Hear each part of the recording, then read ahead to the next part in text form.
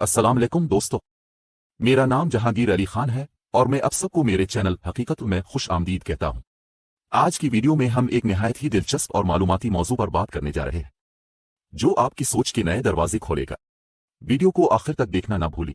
जंग यमामा में मुसलमान खालिद बिन वलीद की लीडरशिप में जंग जीत तो गए, लेकिन इस जंग में मुसलमानों को बहुत ज्यादा नुकसान भी हुआ, क्योंकि सिर्फ 13,000 मुसलमानों ने मुसैलमा कज़्ज़ाब की 40,000 की फौज को हराया था। जब मुसलमानों की इस अजीम फतह की खबर मुसलमानों की कैपिटल मदीना पहुंची तो वहां सारे मुसलमान बहुत खुश हुए और सेलिब्रेट करने लगे। लेकिन हजरत उमर रज़ियल्लाहु अन्हु ने देखा कि इस जंग में बहुत सारे सहाबा ऐसे शहीद हुए जो हाफिज कुरान थे, ऑलमोस्ट 700 सहाबा। तो उन्होंने सोचा कि अगर इसी तरह हाफिज कुरान दुनिया से जाते रहे या शहीद होते रहे तो ऐसा ना हो कि एक दिन मुसलमान कुरान के सीक्वेंस के बारे में इख्तिलाफ में पढ़कर डिवाइड हो जाए और यहूदियों और क्रिश्चियंस की तरह बहुत सारे फिरकों में बट जाए। यहूदियों का मानना है कि उनकी किताब तौरात, वो पूरी किताब अल्लाह ने 40 रातों में नाज़िल फरमाई, लेकिन कुरान तौरात की तरह एक रात में नहीं बल्कि 23 साल तक थोड़े थोड़े हिस्सों में नाजिल होता रहा। रसूलुल्लाह सल्लल्लाहु अलैहि वसल्लम को यहूदियों और क्रिश्चियंस की आसमानी किताबों तौरात और इंजील के चेंज होने का अच्छी तरह पता था, तो उन्होंने शुरू से ही कुरान की हिफाजत के लिए एक स्ट्रिक्ट सिस्टम बनाया। कुरान का सबसे पहले नाजिल होने वाला लफ्ज इक़रा था, मतलब रीड। लेकिन आज से 1400 साल पहले मक्का में ऐसे लोग बहुत कम थे जो कुरान को लिख और पढ़ सके। लेकिन पहले दिनों से ही इस्लाम कबूल करने वालों में कुछ लोग ऐसे थे जिन्हें पढ़ना लिखना आता था। तो रसूलुल्लाह सल्लल्लाहु अलैहि वसल्लम ने उनमें से कुछ ट्रस्टेड सहाबा को कुरान लिखने के लिए सेलेक्ट किया। जब भी आप सल्लल्लाहु अलैहि वसल्लम पर कुरान की कोई आयत नाजिल होती तो वो सबसे पहले उन स्क्राइब्स, मतलब पढ़े लिखे मुसलमानों को बुलाते और उनके सामने कुरान की आयत पढ़कर सुनाते और उन्हें ये भी बताते कि किस आयत को कौन सी सूरत में लिखना है और किस आयत के बाद लिखना है, जिसे ये सारे स्क्राइब्स बहुत केयरफुली लिख देते। जिसके बाद दोबारा ये स्क्राइब्स उन आयत को आप सल्लल्लाहु अलैहि वसल्लम को पढ़कर सुनाते और अगर उसमें कोई गलती हो तो आप सल्लल्लाहु अलैहि वसल्लम उसे दूर कर देते और इस तरह 2-3 बार रिवाइज करने के बाद ही कुरान बाकी मुसलमानों तक पहुंचाया जाता। कुरान लिखने और पढ़ने वाले तो बहुत कम थे, जिसकी वजह से बाकी सहाबा ने कुरान को सुनने के साथ साथ इसे ज़बानी याद करना भी शुरू किया। मक्का में बहुत सालों तक कुरान इसी तरह लिखवाया गया, लेकिन मदीना हिजरत के बाद आप सल्लल्लाहु अलैहि वसल्लम ने मस्जिद नबवी के अंदर कुरान लिखवाने का एक प्रॉपर सिस्टम बनाया। मदीना की लिटरेसी रेट,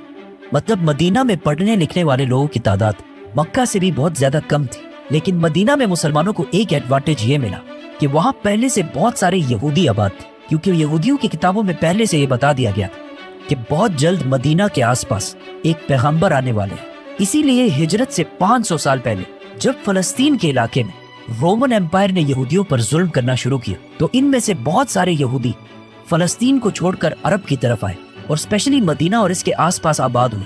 और अपने उस पैगंबर का इंतजार करने लगे। यहूदियों की आसमानी किताब तौरात एक किताब होने की वजह से उनमें एजुकेशन की अहमियत अरबों के मुकाबले बहुत ज्यादा थी, जिससे मदीना के लोगों ने अब तक कोई फायदा नहीं उठाया। लेकिन जैसे ही रसूलुल्लाह सल्लल्लाहु अलैहि वसल्लम मदीना हिजरत करके आए तो उन्होंने यहूदियों के एजुकेशन सिस्टम से मुसलमानों को भी फायदा पहुंचाने की कोशिश की और बहुत सारे यंग और टैलेंटेड मुसलमानों को बचपन से ही यहूदियों के स्कूल्स भेजा ताकि वो उनसे पढ़ना लिखना और दुनिया की बाकी नॉलेज हासिल कर सके। इन यंग सहाबा का काम ये था कि वो कोई बिजनेस ना करे, सिर्फ और सिर्फ तालीम हासिल करें। ये ऐसा है कि आज जिस तरह स्टूडेंट्स को पढ़ने के लिए स्कॉलरशिप्स दी जाती है, जो आज बिल्कुल एक नॉर्मल सी बात है, लेकिन उस जमाने में ये बहुत नई बात थी। आप सल्लल्लाहु अलैहि वसल्लम ने जिन यंग मुसलमानों को इन स्कॉलरशिप्स के लिए सेलेक्ट किया उनमें से एक का नाम ज़ैद बिन साबित रज़ियल्लाहु अन्हु था, जिन्होंने यहूदियों से न सिर्फ अरबी बल्कि यहूदियों की जबान हिब्रू, ईरान की जबान फारसी और इवन ग्रीक जबान भी सीखी। जिसके बाद ज़ैद बिन साबित आप सल्लल्लाहु अलैहि वसल्लम के पर्सनल स्क्राइब बने, मतलब कुरान की नाजिल होने वाली आयात को लिखना और बाकी बादशाहों की तरफ लेटर्स लिखना, जो एक बहुत इंपॉर्टेंट रोल था। आहिस्ता आहिस्ता ये ग्रुप बढ़ता गया और कुछ एस्टिमेट्स के मुताबिक 75 तक जा पहुंचा। तो आप सल्लल्लाहु अलैहि वसल्लम ने मस्जिद नबवी के अंदर ही एक पोर्शन इन्हीं यंग एजुकेटेड सहाबा के लिए बनाया, जहां ये सहाबा आप सल्लल्लाहु अलैहि वसल्लम से कुरान सीखते, उसे प्रॉपर्ली लिखते और फिर बाकी मुसलमानों तक पहुंचाते। हिजरत के सिर्फ 2 साल बाद जंगे बदर में मुसलमानों ने पहली बड़ी फतह हासिल की, जिसमें मुसलमानों के हाथ बहुत सारे कैदी भी आए, जिनमें से बहुत सारे कैदियों को तो फिदिया लेकर रिहा कर दिया गया। लेकिन कुछ कैदी ऐसे थे जो अपनी रिहाई के लिए फिदिया नहीं दे सके, तो उन्हें आप सल्लल्लाहु अलैहि वसल्लम ने ये ऑप्शन दिया कि अगर वो 10 मुसलमानों को पढ़ना लिखना सिखा दे تو مسلمان انہیں رہا کر دیں گے۔ اس طرح مدینہ میں یہودیوں کے علاوہ مسلمانوں نے بھی اپنے سکولز بنانا شروع کر دیے اور آہستہ آہستہ مدینہ کی لٹریسی ریٹ باقی عرب کے مقابلے میں بڑھنے لگی۔ ان سٹوڈنٹس کا کام صرف قرآن لکھنا نہیں تھا بلکہ مدینہ کی ریاست کے باقی ڈاکیومنٹس اور رجسٹریشنز بھی یہی سنبھالتے تھے۔ جیسے کہ آپ صلی اللہ علیہ وسلم کے حکم پر مدینہ کی پاپولیشن کو کاؤنٹ بھی انہی صحابہ نے کیا تھا، اور یہودیوں کی طاقت کو ٹیکل کرنے کے لیے آپ صلی اللہ علیہ وسلم نے مدینہ میں ایک بازار بنایا تھا جس کی ساری ڈاکیومنٹیشن یہی ایجوکیٹڈ سٹوڈنٹس کرتے تھے۔ آپ صلی اللہ علیہ وسلم کی زندگی میں تو یہ سارا سسٹم ایسا ہی چلتا رہا، مطلب قرآن کو کیئرفلی لکھا جاتا، اسے پڑھا جاتا اور بہت سارے صحابہ اسے زبانی یاد کر لیتے، لیکن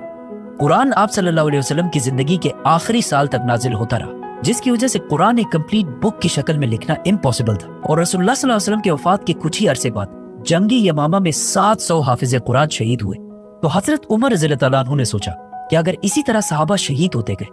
اور آنے والے مسلمانوں کے لیے قرآن ایک کمپلیٹ بک کی شکل میں نہ ہو تو کہیں ایسا نہ ہو کہ مسلمان ایک دن قرآن کے سیکوینس کے بارے میں اختلاف میں پڑھ کر ڈیوائیڈ نہ ہو جائے۔ تو وہ سیدھا خلیفہ ابو بکر رضی اللہ تعالیٰ عنہ کے پاس گئے اور انہیں سمجھانے کی کوشش کی کہ ہمیں ایٹ لیسٹ ایک قرآن ایسا کمپلیٹ لکھ لینا چاہیے جس کا سیکوینس اسی طرح ہو جس طرح رسول اللہ صلی اللہ علیہ وسلم نے بتایا تھا، اور اس پر کسی کو کوئی شک نہ ہو۔ پہلے تو ابو بکر رضی اللہ تعالیٰ عنہ نے ایسا کرنے سے بالکل انکار کر دیا اور کہا کہ میں ایسا کام کیوں کروں جو رسول اللہ صلی اللہ علیہ وسلم نے نہ کیا ہو۔ لیکن حضرت عمر رضی اللہ تعالیٰ عنہ نے انہیں کنونس کرنے کی بہت کوشش کی اور انہیں یہودیوں اور کرسچنز کی کتابوں تورات اور انجیل کی مثال بھی دی، کیونکہ موسیٰ علیہ السلام پر تورات نازل ہونے کے بعد پہلے تو بہت 100 سال تک تورات اپنے بالکل صحیح فارم میں موجود تھی، لیکن موسیٰ علیہ السلام کی وفات کے 800 سال بعد اور آج سے 2600 سال پہلے جب بنی اسرائیل فلسطین کے علاقے میں آباد تھے تو ان پر ساتھ ہی ایک نئے کنگڈم بیبلونین کنگڈم نے حملہ کر دیا اور پورے فلسطین کو اور اسپیشلی جروسلم کو تباہ و برباد کر دیا، جس کے بعد بنی اسرائیل کی طاقت بالکل ٹوٹ گئی۔ بیبلونین کنگڈم کے بادشاہ بخت نصر نیبوکڈ نصر کو یہودیوں سے اتنی نفرت تھی کہ انہوں نے یہودیوں کے سارے ٹیمپلز جلا دیے اور اسی کے ساتھ سارے تورات بھی جلا دیے۔ مطلب ایک ٹائم دنیا میں ایسا بھی آیا کہ دنیا میں ایک تورات بھی موجود نہیں تھی، جس کے بعد یہودیوں نے تورات زیرو سے دوبارہ لکھی اور اسی تورات کو بالکل صحیح قرار دیا۔ اور اس طرح کرسچینٹی میں بھی بائبل کے بہت سارے ورژنز ہیں جن میں سے چرچ نے خود ہی کچھ کو صحیح اور باقیوں کو غلط قرار دیا۔ جیسے ہی حضرت عمر نے ابو بکر رضی اللہ تعالیٰ عنہ کے سامنے یہ ساری باتیں رکھی تو حضرت ابو بکر بھی کنونس ہو گئے اور فوراً قرآن کو ایک کتاب کی شکل میں لکھوانے کا حکم دیا، اور اس کام کے لیے انہوں نے اسی صحابی زید بن ثابت رضی اللہ تعالیٰ عنہ کو انچارج بنایا، جنہیں آپ صلی اللہ علیہ وسلم نے بچپن سے ہی خود ٹرین کیا تھا۔ اس وقت مدینہ میں ایٹ لیسٹ 25 صحابی ایسے تھے جنہیں پورا قرآن زبانی یاد تھا، تو ابو بکر رضی اللہ تعالیٰ عنہ نے زید بن ثابت کے انڈر صحابہ کی ایک ٹیم بنائی جو سارے حافظ قرآن تھے، اور قرآن جمع کرنے کے لیے ایک بہت سٹرکٹ سسٹم بنایا جس میں سب سے پہلے سارے حافظ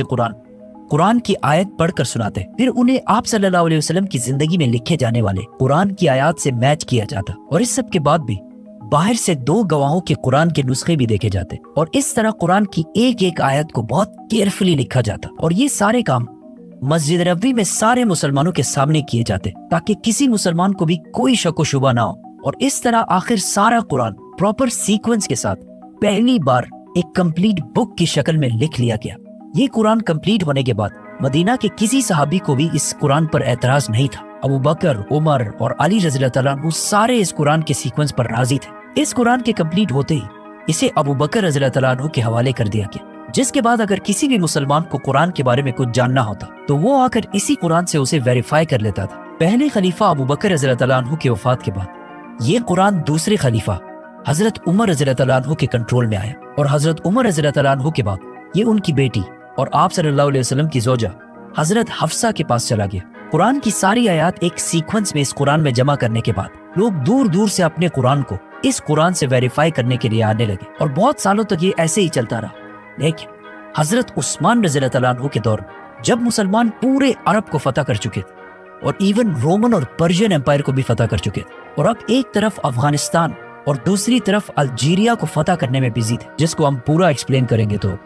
سبسکرائب۔ تو اس اتنی بڑی امپائر کی آرمی میں سے ایک فوج رشیا کے بارڈرز کے پاس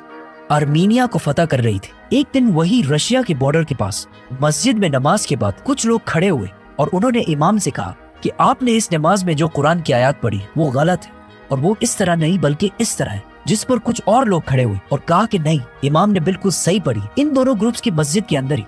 बहुत सख्त लड़ाई होने वाली थी कि इस फौज के कमांडर हुज़ैफा ने इन्हें रोक दिया। जैसे ही ये फौज जिहाद से वापस मदीना पहुंची तो इस फौज के कमांडर हुज़ैफा अपने घर जाने के बजाय सीधा खलीफा उस्मान रज़ियल्लाहु तआला अन्हु के पास पहुंचे और उन्हें कहा कि या अमीरुल मोमिनीन, उम्मत मोहम्मद को बचाए, और हजरत उस्मान रज़ियल्लाहु तआला अन्हु को वो सारा किस्सा सुनाया। असल में ये दोनों ग्रुप्स ही बिल्कुल सही कह रहे थे, क्योंकि इससे पहले कुरान सिर्फ मक्का के एक्सेंट में नहीं बल्कि अरब के बहुत सारे लहजों में लिखा हुआ था। लेकिन कुरान इतने लहजों में होने की वजह से आहिस्ता आहिस्ता मुसलमानों में इख्तिलाफ पड़ रहा था। तो हजरत उस्मान रज़ियल्लाहु तआला अन्हु ने फौरन फैसला किया कि कुरान के बाकी सारे एक्सेंट्स को खत्म करके कुरान को एक ही एक्सेंट में लिखा जाए, मक्का के एक्सेंट, जो रसूलुल्लाह सल्लल्लाहु अलैहि वसल्लम का लहजा था, ताकि उम्मत में कोई भी कुरान की वजह से इख्तिलाफ में ना पड़ सके। और इस काम के लिए उन्होंने उसी साहबी ज़ैद बिन साबित रज़ियल्लाहु तआला अन्हु को बुलाया और उनके अंडर दोबारा एक टीम बनाई और एक साहबी को हजरत उमर की बेटी हजरत हफ्सा रज़ियल्लाहु तआला अन्हा की तरफ भेजा कि वो उनसे वो कुरान लेकर आए जो अबू बकर रज़ियल्लाहु तआला अन्हु के दौर में लिखवाया गया था।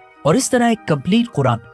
मक्का के एक्सेंट में लिखवा लिया गया। ये कुरान कंप्लीट करने के बाद मदीना में और पूरे एम्पायर में ऐलान कर दिया गया कि जिसके पास भी कुरान के नुस्खे मौजूद हैं वो उन सारों को गवर्नमेंट के पास जमा कराए। और फिर इन सारे कुरानों को जो अरबी के डिफरेंट एक्सेंट्स में लिखे हुए थे और जिसकी वजह से मुसलमानों में इख्तिलाफ बढ़ रहा था, उन सारों को हजरत उस्मान रज़ियल्लाहु तआला अन्हु ने जमा किया और उम्मत के अंदर इस इख्तिलाफ को हमेशा के लिए खत्म करने के लिए उन सारे डिफरेंट एक्सेंट्स वाले कुरानों को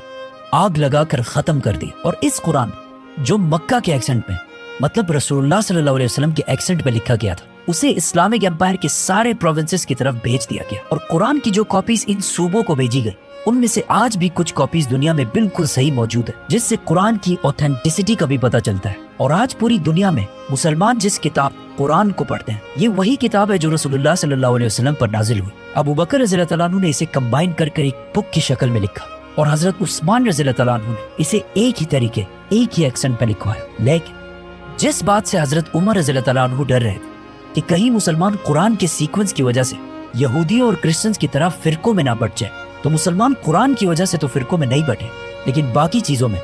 मुसलमान बहुत सारे फिरकों में बट चुके हैं। लेकिन इतने सारे फिरकों के बाद भी दुनिया के सारे मुसलमान एक चीज पर मुत्तफिक हैं और वो है कुरान। सब्सक्राइब।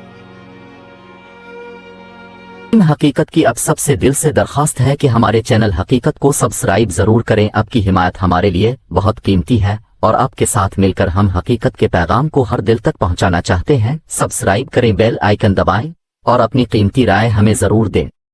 अल्लाह हाफिज।